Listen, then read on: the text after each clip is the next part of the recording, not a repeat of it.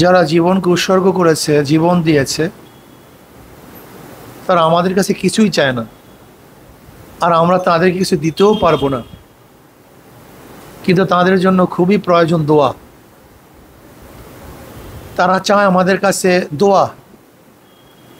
যদি আমরা তাদের জন্য দোয়া করি, এই দোয়া অবশ্যই তাদের ফায়দা দিবে, কোনো সন্দেহ নেই।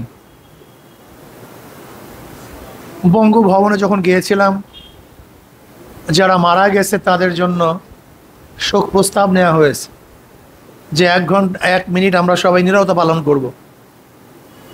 আমি বললাম যে 1 মিনিট নীরবতা পালন করলে তো তাদের রুহের মাগফিরাত হবে না, কবরে পুষবে না। বরং একটা কাজ করি, আমরা একবার সূরা ফাতিহা, 3বার সূরা ইখলাস পড়ি। আল্লাহর কি করিশমা, আমি সাহস করে বলে ফেলছি, সবাই পড়াও শুরু করছে। আমি একবার সূরা ফাতিহা, 3বার সূরা ইখলাস পড়লাম এবং সবাইকে নিয়ে দোয়া করলাম। আজকে দেখা যায় আমাদের মধ্যে ট্র্যাডিশন চলে আসছে, যারা মৃত্যুবরণ করে তাদের জন্য নীরবতা পালন করি। আচ্ছা বলেন তো, নীরবতা পালন করলে এই নীরবতা কি তাদের কবরে যাবে? তারা তো নিজেরাই নীরব হয়ে গেছে। যারা কবরে গেছে তারা নীরব হয়ে গেছে। তাদের জন্য দোয়া করতে হবে। এর জন্য একবার সূরা ফাতিহা, 3বার সূরা ইখলাস আমরা সবাই পড়ি।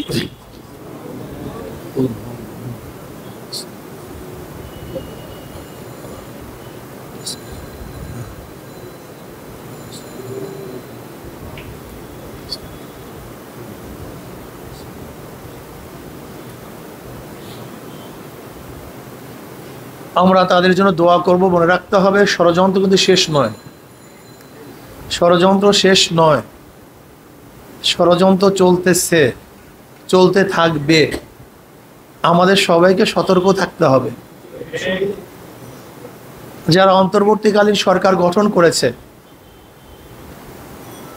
আমি তাদের কাছে অনুরোধ করব, এদেশে 92% মুসলমান বসবাস করে। কাজী তাদের চিন্তা চেতনার বাহিরে যদি কোনো কাজ করতে যান, তাহলে মনে হয় ঠিক হবে না। আপনাকে অবশ্যই মনে রাখতে হবে, এদেশে 92% মুসলমান।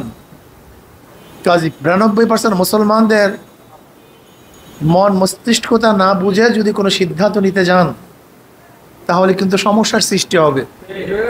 এটা আমি বর্তমান অন্তর্বর্তীকালীন সরকারকে অনুরোধ করতেছি। আর যারা বিশৃঙ্খলা সৃষ্টি করতে চান, আমি তাদেরকে বলবো যে এদেশে বিশৃঙ্খলা সৃষ্টি করে কেউ স্থায়ী হয় নাই।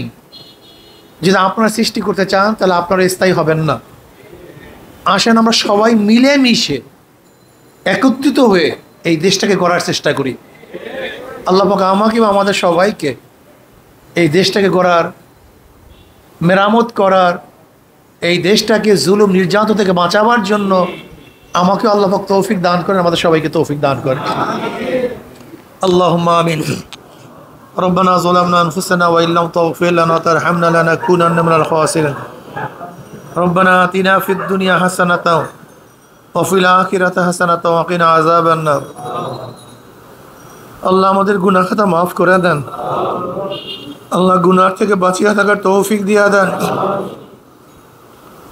আল্লাহ যতদিন জিন্দা থাকেন ইসলামকে জিন্দা রাখিয়েন।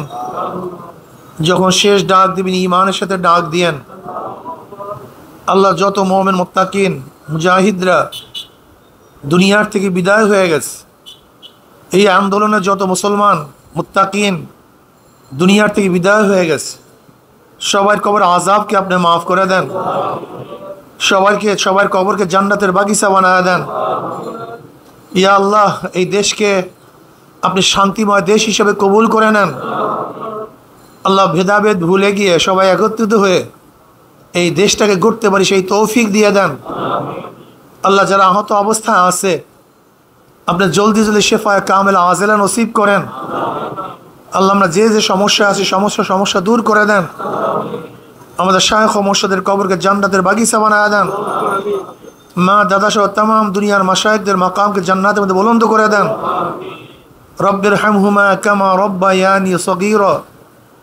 वसल्लल्लाहु ताला अला खैर खल्क़ि मुहम्मद व आलिहि व अस्हाबिहि व अज़वाजिहि व अतबाइहि अजमाइन और हमना माहुम बिरहमतिक या अरहमर राहिमीन।